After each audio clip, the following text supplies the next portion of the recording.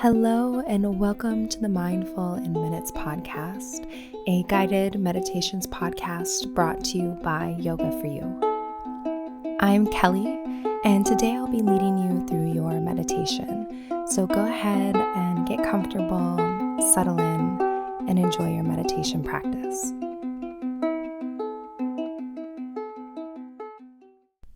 And now a word from our sponsor, BetterHelp.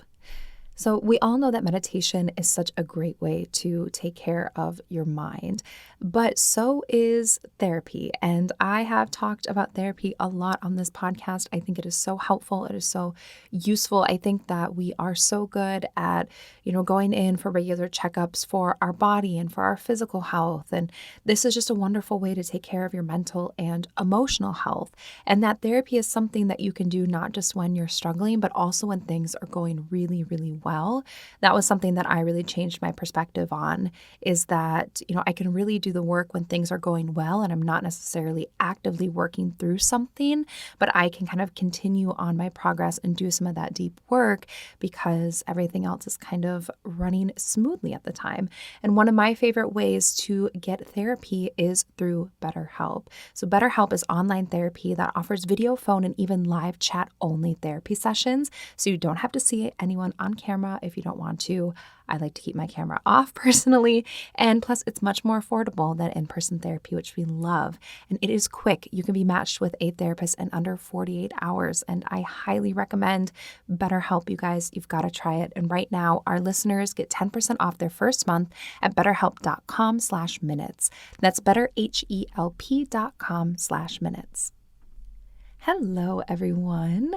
Welcome to this freeform episode of the Mindful in Minutes podcast. And, we're going to have some fun today. At least I think it'll be fun. We're just going to do a little bit of story time. I don't think I've ever really done just like a full-blown story time before.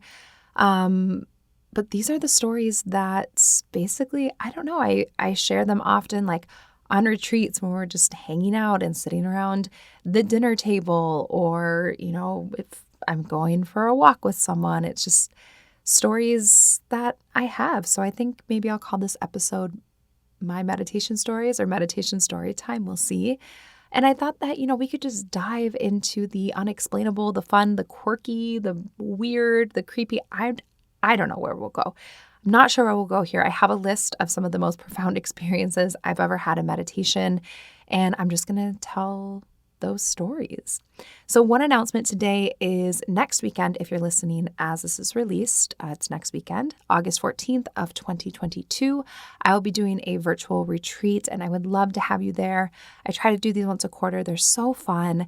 And this summer theme is Worthy and Well. So it's a Worthy and Well at home retreat, and we will be spending the morning into early afternoon. So if you're in Central Time like me, that's 10 a.m. to 1 p.m., getting all of the highlights of a Yoga for You retreat, including a yoga class, a guided meditation, an opening ceremony, a workshop, and a sound bath. And we're going to be working with releasing imposter syndrome and welcoming in confidence and ease. So that's what we'll be working with. During that time, it is a pay what you can event. So it's all donation based.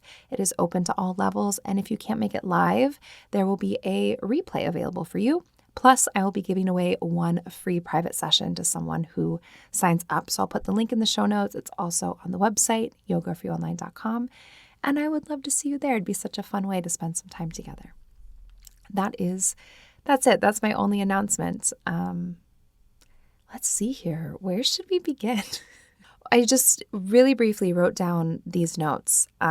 So this is what I have written down. I don't know if we'll get to all of these.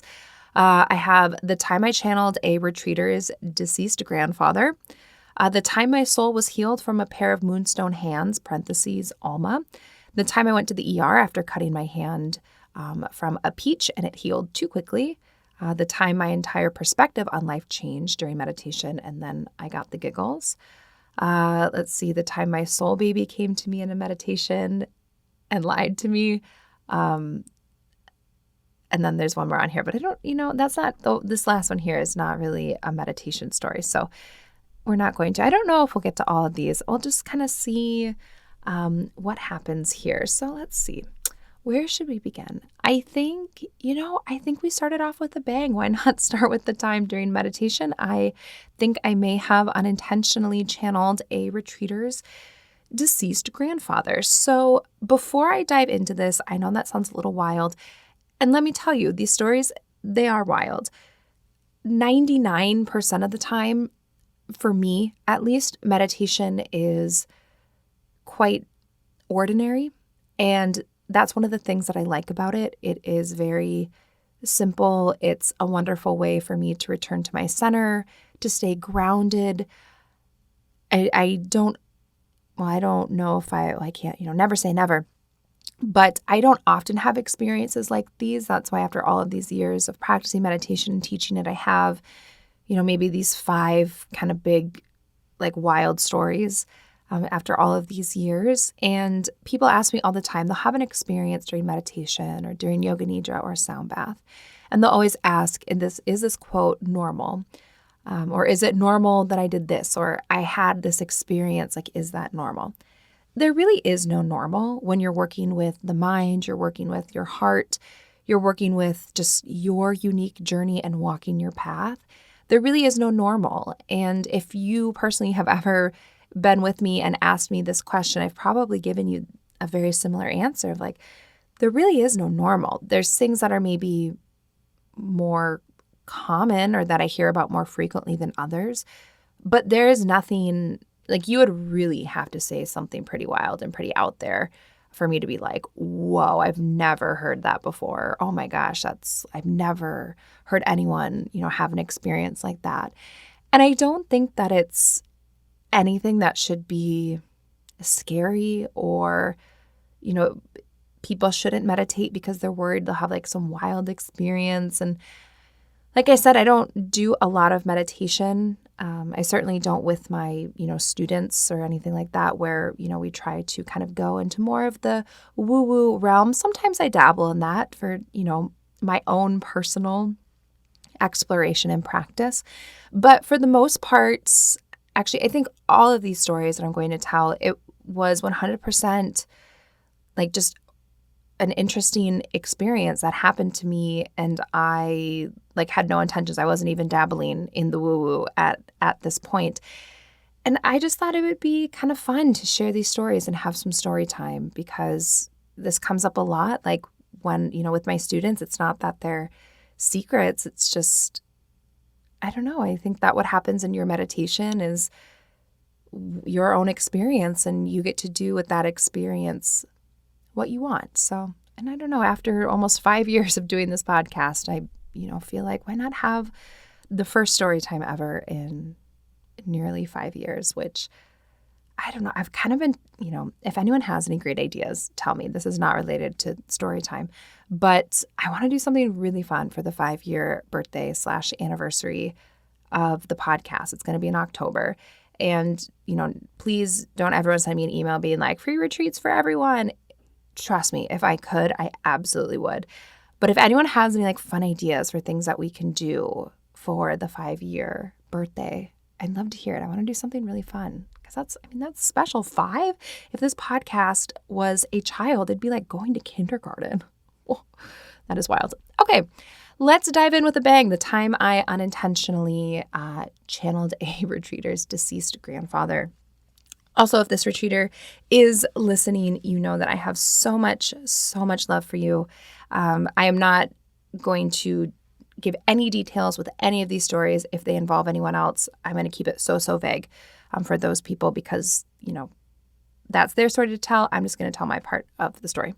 So I was at a retreat, a place that I've been to more than once, not Iceland, that I have always felt really connected to. Actually, so 2 of these stories happened in the exact same yogashala in Bali. So one of them happened when I was there for yoga teacher training, and then this story, the channeling, happened when I was there for a retreat I was doing. And I don't know what it is about that yogashala and that place. Stuff happens there. For me, it does. And I don't know, 2 of the most profound experiences in my life have happened in the same yogashala. And I don't know, it's a really special place. I want to go back. Actually, told pork chops probably a little bit bigger because it's a bigger trip, either so I can bring him with me or so I can, he's okay if I leave him home because it takes a while to get to Bali. But anyways, so I was in this shala in Bali, and I was doing some breath work, and I was doing a practice. This is also the time that my yoga bestie and one of the founders of Adventure, Daniela. If you've been on a retreat, you've also met the lovely Daniela. I like to say that, this is when the universe spoke to her and said that, we were besties and soulmates, but I will let her tell that story maybe another time.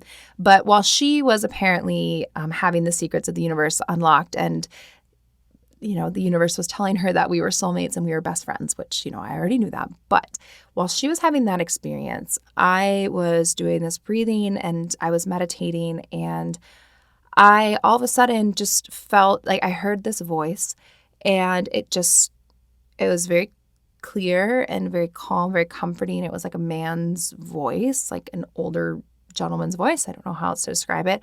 I did not feel weird. I did not feel scared. I don't know. I just felt this, just heard this voice, and it said, my love for you is carried on the wind.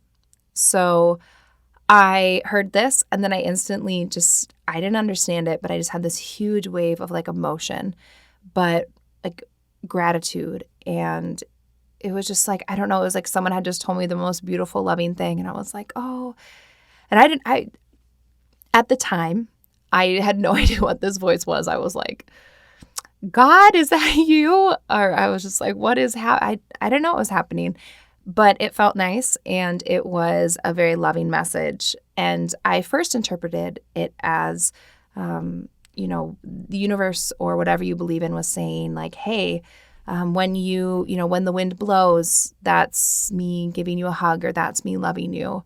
My love is all around, basically. And I sat on that happened on an afternoon of the retreat. I sat with it. I was kind of in this like silly, kind of goofy, like almost euphoric mood for a little bit, like that whole night. And everyone was like, Kelly, like, why are you in such a weird mood? And I was like, I don't know. I don't know. I felt like the universe had told me this little secret. And then I slept on it. And then the next morning I got up extra early and had some coffee before we met for morning practice. And I was still reflecting on it. And it just was really profound. It stuck with me, this voice and this message. And I was like, I didn't intend on sharing this with anyone, but I just felt pulled to share it in morning practice. So I kind of scrapped my original plan, and I was like, you know what? I don't know. I want to talk about this. I want to share this.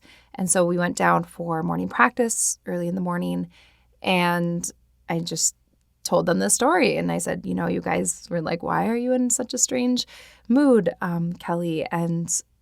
And I told him, I said, it's because I felt like I got this message, and it was the universe telling us, and I said the message. I said, this older gentleman's voice just said, my love is carried for you on the wind. And when I said it, one of the retreaters instantly broke out into tears. And, I thought that they were just as moved by what I heard as what I was like, oh my gosh, the universe loves us, like unconditional love. We're all just these beautiful, like soul babies of the divine or whatever. And so I was just letting her have her emotions, and I taught my class, and it was just, a wonderful experience. So then at the end of class, we had, wrapped it up, and a student still had some emotions, and I just checked in, and I was like, hey, are you doing okay? Just checked in. And she said that recently her grandfather had passed, and that was one of the last things. He had written her a letter, and, when the wind blows, like, that's me hugging you. My love is, carried on the wind. And that was one of the last things that he ever told her, wrote down for her. And to this day, I can't explain any of that. I don't know. That whole story, I cannot explain it. I don't know what was happening. She felt really good and really loved too. So, I joke and say all the time I, channeled a retreater's, deceased grandfather. I don't know if that's what it was, or I don't know if it was just a greater message and also was a message for this person too. I don't know what that was, but it was wild. And when That retreater told me that story and told me why what I said was so impactful to them and drove them to tears. I mean, then it drove me to tears, and neither one of us understood it, but it happened. So, yeah, I've never had anything quite like that really happen since then. And sometimes I do feel like on retreats and things like that, like we spend so much time together. And sometimes I'll sense like people's energies, or sometimes I'll, sense something about someone, but it's never as explicit as, I just feel like someone is kind of standing next to me and says something very loving, and it's significant to someone on the retreat. So that's never happened before or after, but that is hands down one of the wildest meditation experiences that I've ever had. And I don't understand it, but that's okay. Sometimes as much as I love learning and I love science and I love explanations to things and, diving deep into things and reading books and doing research and, practicing, I also really embrace and recognize that there's some things that are just unexplainable. And I love that too. And I embrace that even in my life. And there's been times where I have used meditation, like when I'm trying to get an answer for something, and I'm trying to ask the universe or asking my, spirit guides or whatever it is. And sometimes the answer that I get in my head is, it's not time yet, or you don't need to know, or it's like nothingness because that's information I don't need yet. And I've started to really embrace that you don't need to know everything all the time, and that sometimes, the magic happens in the mysteries, and that it will maybe be revealed if I need to know it, but maybe not. And that's okay. So since we're already in the Bali Yoga Shala, let's talk about, this is one of the first profound, I would say, so of this list, this is like chronologically, the story I'm about to tell is like the third most profound meditation thing I've ever had. Quickly, the first profound meditation thing I ever had was when, and I think I've told this one before, I'll just tell it quick, it's not even on the list. But it is when I went to live with the monks and I was studying loving kindness meditation, and I was meditating and meditating and meditating. I was getting frustrated, and then I sat into a meditation, and I really, John Kabat-Zinn calls it like, quote, dropping in. So kind of like almost like you drop a penny into a well or something, right? And it kind of goes plunk, and you just like drop in, dropping into that meditation. And I only know what that feels like because of this experience. And I sat down and I started practicing my meditation, and I know I wasn't sleeping. And I'm pretty positive I've told this story before on the podcast, but I was just meditating, deep meditation. And the next time I opened my eyes, it had been over 2 hours. And I know I wasn't sleeping. It felt very different. It was such a profound experience. It really opened my mind up to, what it really felt like to be deep into meditation. I've never had anything quite like that since. And this is another thing, this is why all these tangents is why we're not going to get through this whole list, but that's okay. Maybe I'll do, tell the other stories later. But I do think that, from these experiences, not only recognizing that there's some things that are just kind of unexplainable, and there's, mysteries out there, there's experiences when you're working with the body and the mind and the brain that just are unusual and unexplainable and, kind of just free falling into the unknown, and that's okay. Another thing that I've learned from these experiences is that you have to release the expectation of recreating those same experiences. It is not often that lightning strikes twice. And so I've really embraced these experiences as just being like single instances. And I don't know, maybe something like this will happen again. Maybe I will have a meditation practice again where I really just fully felt like I just instantly dropped in and 2 hours passed and it felt like it'd been 5 minutes. Maybe that will happen again, but maybe it won't either. And I hold gratitude for the fact that I've had that experience once, but I'm trying my best not to have any attachment or expectation for it happening again, and just letting that experience be what it was, and letting, it just be what it was, and let me take what I need from it, and to not feel like I have to then meditate all the time or always get to that space, or, well, if I'm not, channeling mysteries of the universe or sitting for 2 hours and it feels like 5 minutes because I'm so deep in my meditation, somehow it's a quote failure. No, that's not it. There were times that I felt that way, but I've really let go of that and let go of that attachment to these types of experiences. And like sometimes they happen, not often. Sometimes they do, sometimes they don't. And I think it really is like that lightning striking where it's just kind of the perfect storm of, in particular, like when I felt like I was sitting for 5 minutes and it had been 2 hours, I was meditating for hours and hours and hours every single day. At this point, I'd been there for a week and I had a vow of silence. And the only time I was talking was when I was working with my teacher specifically to work on ways to deepen my meditation. Like I was deeply immersed in this stuff. So I had a really deeply immersive experience, which I think really fast-tracked my ability to kind of drop in like that. So it just kind of was the environment and everything. And I haven't been in that same moment, in that same environment, in that same headspace ever again, because it was, every moment that we live is truly a once in a lifetime experience. Because even if you're doing the same activity again and again and again, it might sound wild to be like, well, every time you do your laundry, it is a once in a lifetime experience, but you will never fold that laundry in that moment at that time ever again. So it is. So just some food for thought. So definitely with the monks, I think that was just hands down number one, the first profound experience that I ever had. The second one was the peach, cutting the hand with the peach. I'll come back to that one. And then the third one that I had was this second, story from Bali. So it was the first time I was in this yogashala.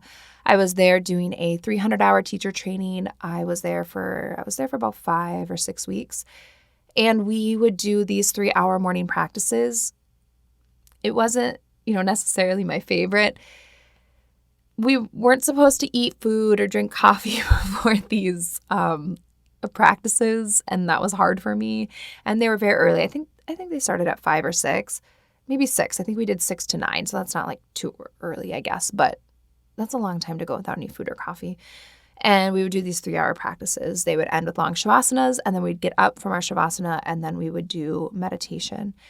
So I was laying in shavasana and resting and, meditating and getting to this relaxed space. And again, I don't know what this was, but it almost felt like this curtain was like lifted in my mind. And it was, I guess, revealed to me. That doesn't quite sound like the right word. It was just like if I was watching a movie or something, it just turned on and then I was watching it.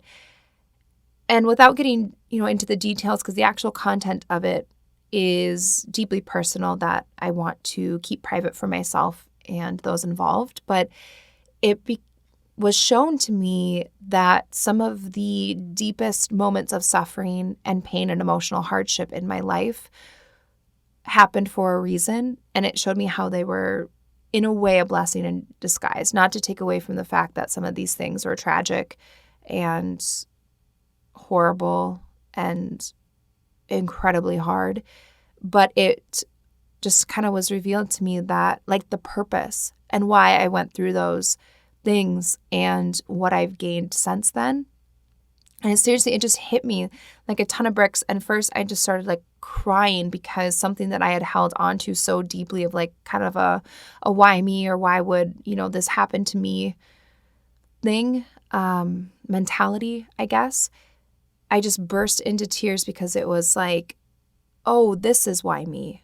Like, this is why this thing happened to me. It was because I needed to acquire these certain skills and eventually end up in this place doing this thing. And it was so profound to me that first I cried and then I started laughing uncontrollably.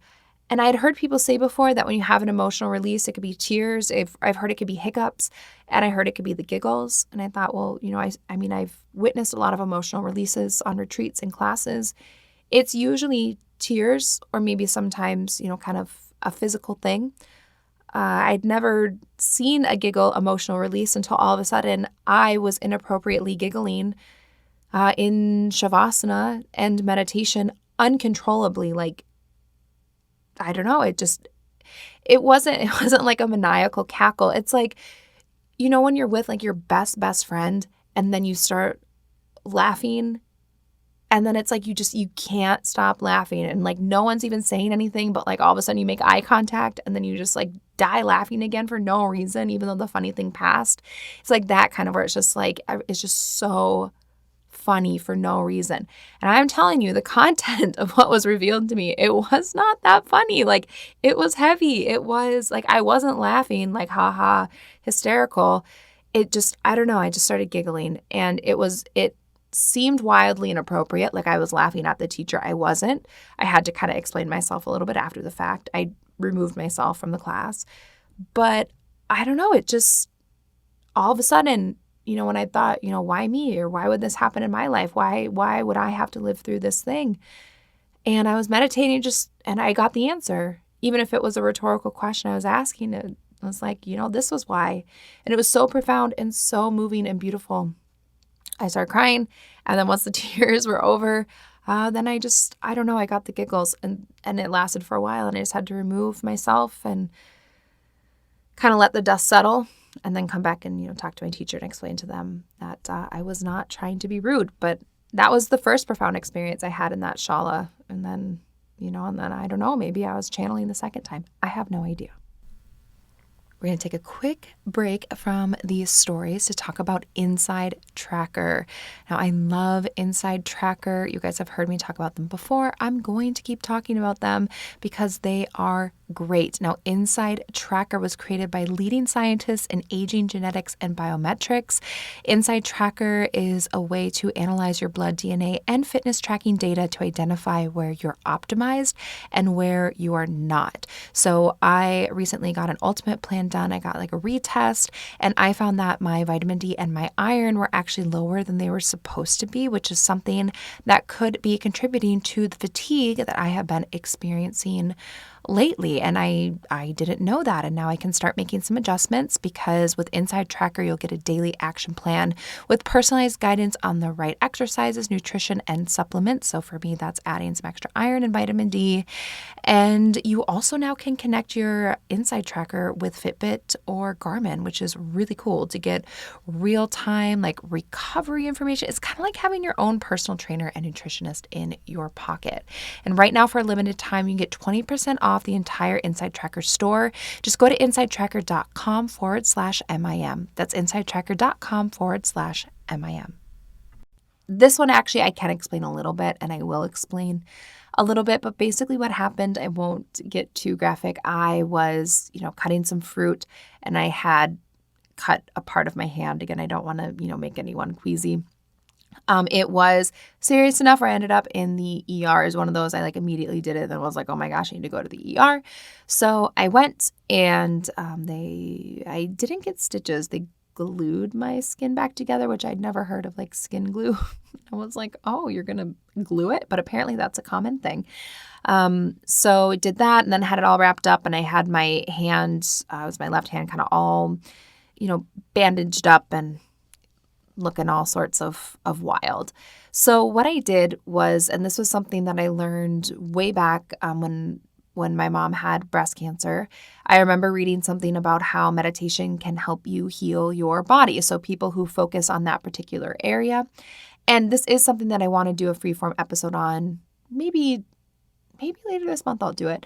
But there are certain ways, and science backs this up, that when you focus on certain areas and you focus on those areas like healing in meditation, that there is more activity in that particular area, and it can speed up the regeneration and healing of your body. And there's lots of really interesting studies happening with that, kind of the idea of like where your mind goes, the energy flows.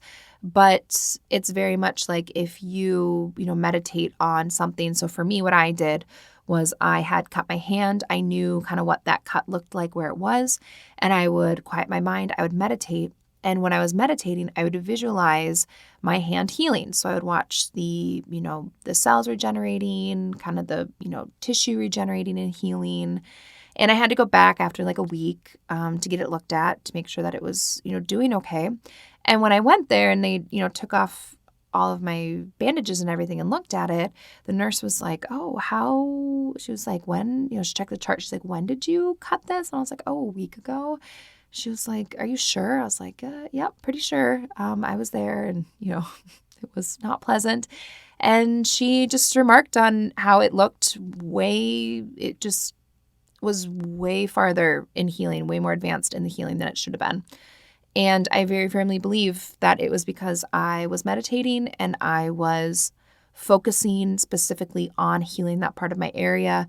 It does help to increase circulation in those areas. And so there's little science to back that one up. So I do know what was going on with that. But at the time, before I really knew the science behind it, like my mind was blown and this lovely nurse's mind was blown. The doctor was kind of like, yeah, that healed really, really fast.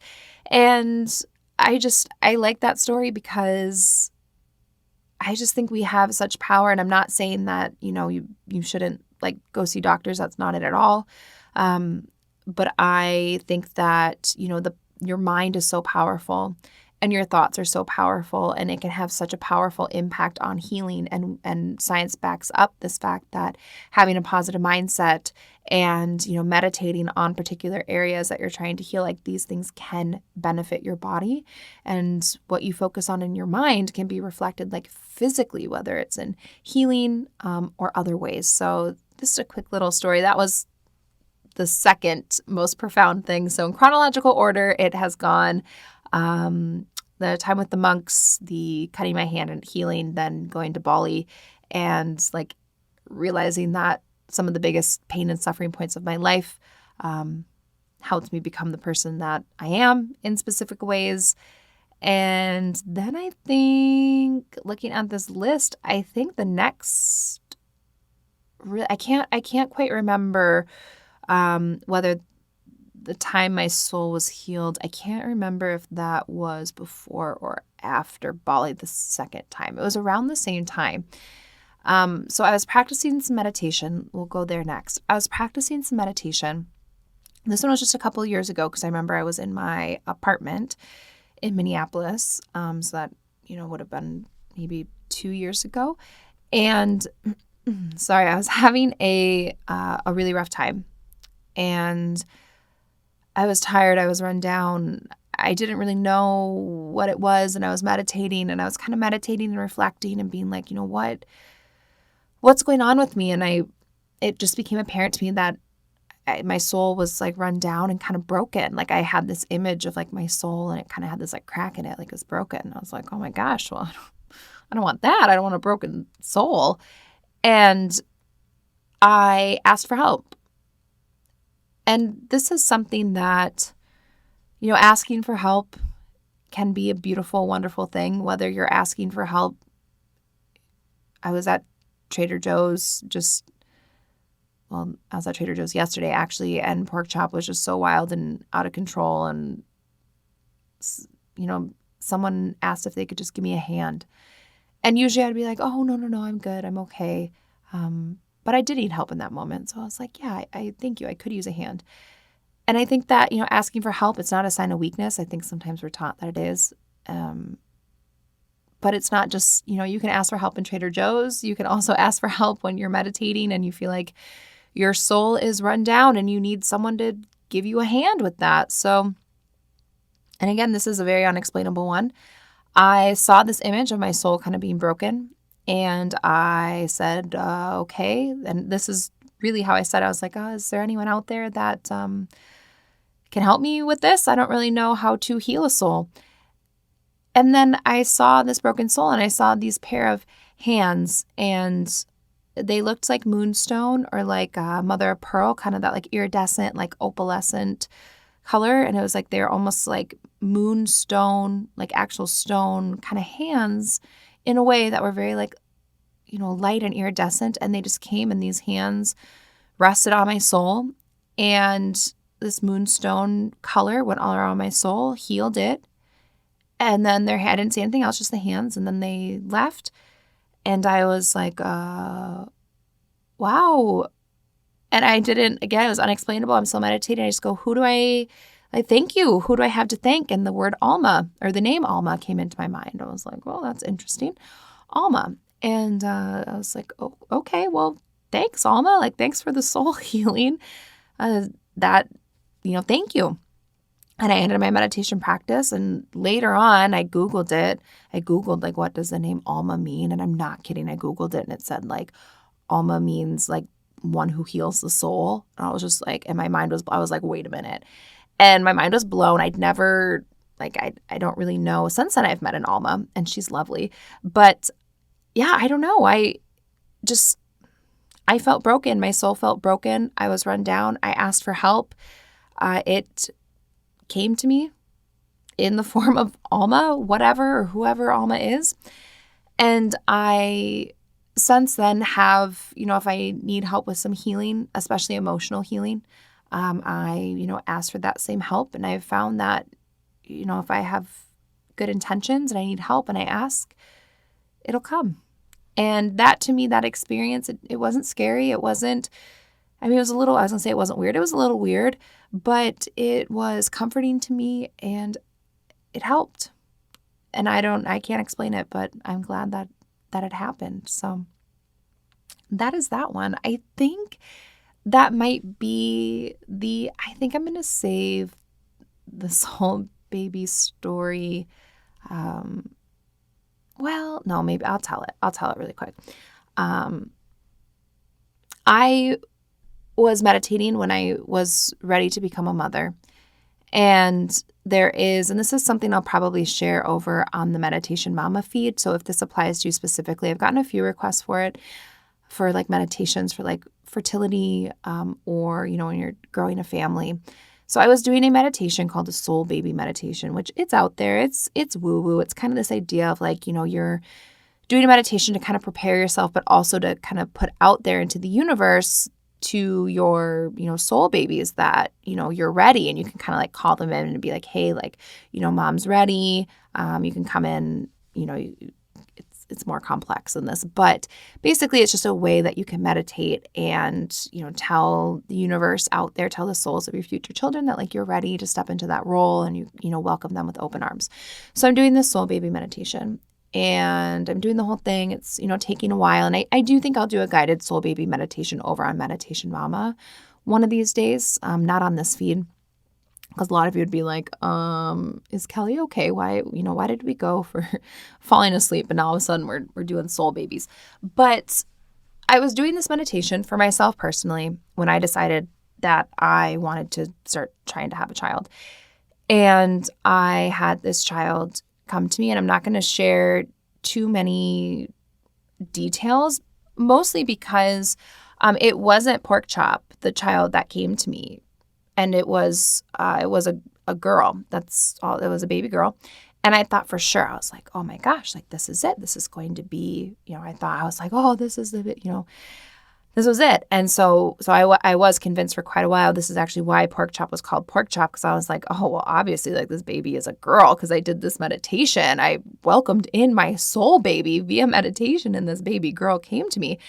And Pork Chop wasn't a girl. Pork Chop was a boy. And then when I found out that Pork Chop was a boy, I was like, I was pregnant and emotional. I was like, my soul baby lied to me. And I don't think that's what happened. I have no idea if, this baby girl will come into my life at some point. I don't know. But I know that during that meditation that I had this experience where I felt like a child of mine was, in my life, and kind of helped me with a little bit of like healing. And it was just this really beautiful experience where I just felt like I was, opening up my heart to the children that I would like to have in this lifetime, and letting them know that I was ready, and letting kind of the universe know that I was ready to step into that role. So if they, would be kind enough and they wanted to come, be with me here on earth, I was ready for them. And it wasn't Pork Chop that came through. So I don't know, maybe, we'll see. That's why I don't want to share too many details. I have no idea what the future will hold. But at least this soul baby in particular was definitely a girl and was a sassy. So I don't know if that will be in the cards for me one day, but it was just a really interesting experience. And I think the reason and that I wanted to tell these stories, one, I think the reason I hadn't told these stories in so long is an insecurity that I had for a very long time was, worrying that people would think I was, quote, weird. And this is something I don't know, I've totally moved past that. I just, I am weird and I embrace it. But I think that particularly when I started on this path so long ago, it was before like yoga and meditation were cool. And it definitely was kind of like a weird thing to be into, especially as like a teenager. It's like, oh, you're just like, like in high school, I'd get up early and go to yoga class before school. And everyone was like, okay. And so I think I just kind of got in my head about, these things being, quote, weird. And they're definitely different. They are unique. I don't think, I don't know, maybe other people have had experiences like these, but they don't happen often for me. But I think that if you open yourself up to opportunities, if you're practicing your meditation and you need to ask for help, you can. You don't necessarily know what form the help will come in, or if you are doing your meditation and maybe someone needs to share a message, maybe that message will pop into your head and you'll say it to someone later. Or maybe you are wanting to start a family and you are meditating and preparing yourself and just letting, the universe know that you're ready to step into that role as a parent. I don't know. These experiences are what they are. And I don't really care anymore if people think I'm weird. So I didn't share them for a while because I don't know, I worried about what people would think. But I share them now because, they're interesting, I guess. But mostly because when you're meditating, just know that anything can happen, but that shouldn't be scary. I think that if you have positive intention, that these experiences are always there to help serve your greatest and highest good, and that you can learn a lot through these types of unexplainable meditation experiences. And maybe it's just, I don't know, some kind of like a neurological thing, like I'm growing a new neurological pathway, and for whatever reason, when that's happening, I hear something or I, visualize something specific or whatever it is. I don't know. I don't have the answers, but I think it's also okay to not always have the answers and to just let these experiences be what they are. So I hope you enjoyed or at least got a kick out of, some of the unexplainable, quirky things that have happened to me when I've been meditating. And if you haven't had these experiences, don't worry about it. If you're like, oh my gosh, well, I've never had a soul baby come to me and, lie to me and say that, whatever. No, this soul baby did not lie. I think I didn't ask the right questions as to when this baby would be joining me. But anyways, if you're like, well, I've never had moonstone hands come and heal my heart, that does not mean that you aren't good at meditating. It doesn't mean that you are less than. It doesn't mean that you aren't, far enough along on your journey. That's not it at all. We are all unique people working with our minds, our hearts, our souls, and each experience that we're going to have is going to be different. And you may have an experience totally different than mine, and these may be totally different than what you'll experience. Maybe your meditation will stay ordinary, which is what mine is 99% of the time, and I like that. This morning, I sat in my meditation, and I just kind of quieted my mind, and I allowed myself to be still and just breathe. It was so ordinary. It was so boring. It was so great. It felt so good. And 99% of the time, that's what my practice is. That's what I like. It grounds me. It centers me. But then every once in a while, it's kind of like, whoa, what just happened? And that's it. So let's see. The thing that is bringing me joy right now, the thing that is bringing me joy in life is small acts of kindness from strangers. I told you about, someone giving me a hand in Trader Joe's. Also, I was out in my backyard again yesterday, and the garbage truck was driving by picking up the trash, and Pork Chop is really into cars and likes to say beep beep for the horn, and I was just holding him. We were in the backyard watching the dump truck go by, and the man who was driving it just pulled up like literally right in front of where we were standing, pretty much on the other side of the fence, and gave Pork Chop a wave and honked the dump truck horn a couple of times. And Pork Chop thought that was like the coolest thing he had ever seen. And it was just so nice. Like, that man did not have to do that. He just did something nice to bring joy to my child. And that was really sweet and kind. And so little moments of kindness from people, from strangers, is absolutely what is bringing me joy right now. And I'm trying to do more of that for others as well. The question that I have to answer this week, it comes from Instagram. It comes from Josie on Instagram. And she was wondering what I am currently reading. So I'm not like reading one book currently, like beginning to end. I've been collecting a bunch of them. I've been reading on some different meditation techniques. And I got this one book about like tarot, like a tarot deck. I don't do a lot of tarot, but I was curious and I've kind of been dabbling a little bit. And I just kind of have been picking up this book and reading about it just to kind of understand like what this practice is. And I've really been enjoying it. It's actually a book. It's by Cassie Yule, who's been on this podcast. It is the Zen Out Guide to Tarot, I believe. I'll link to it, but I've really been enjoying the book, and I find it's just a really easy, accessible way if you're curious about it, about tarot, that you can just read it. And it gives you a lot of great information. I love learning new things. Even if I never use it, I like to be curious and I like to learn new things. So that's currently what I'm reading. It's just sitting on my bedside table. I'll pick it up, read a little bit, and then put it back down. But I'm not necessarily working on one book right now, but I have a big stack of just things that I'm kind of picking up and reading a little bit when it seems pertinent. So that is the question for this week. I hope to see you guys on the 14th at the virtual retreat. And thanks for listening to my story time. Have a great day.